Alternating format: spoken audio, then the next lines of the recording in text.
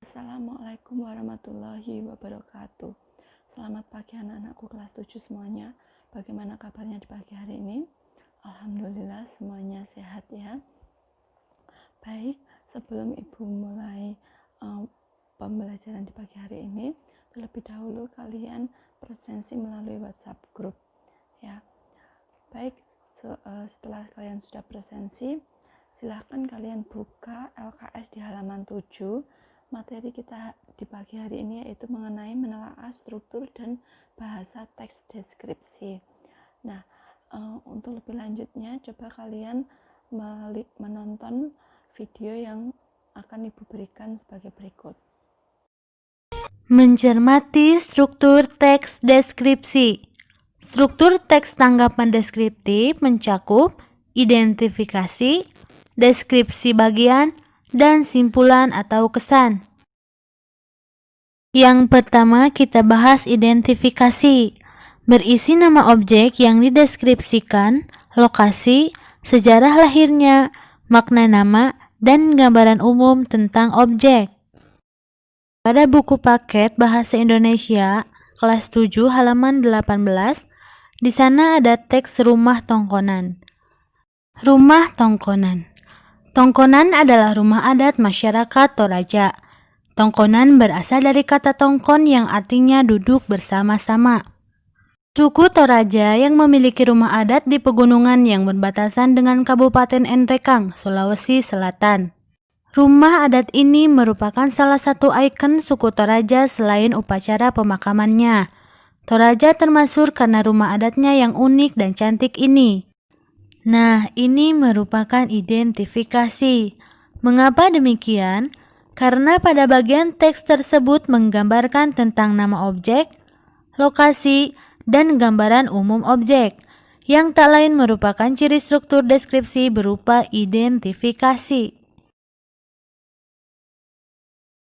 Struktur yang kedua yaitu deskripsi bagian. Berisi perincian bagian objek, tetapi diperinci berdasarkan tanggapan subjektif penulis. Perincian dapat berisi apa yang dilihat, apa yang didengar, dan apa yang dirasakan penulis dengan mengamati objek.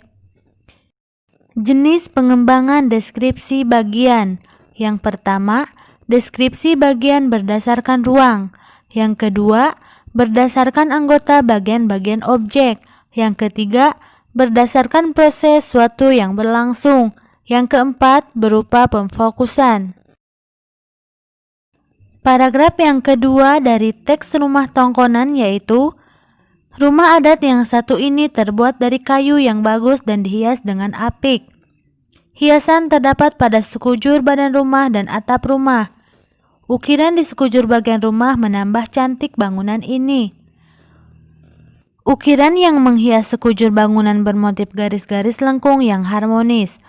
Rumah adat yang berjenis rumah panggung ini juga terbuat dari kayu yang kokoh. Dan ini merupakan deskripsi bagian. Mengapa demikian?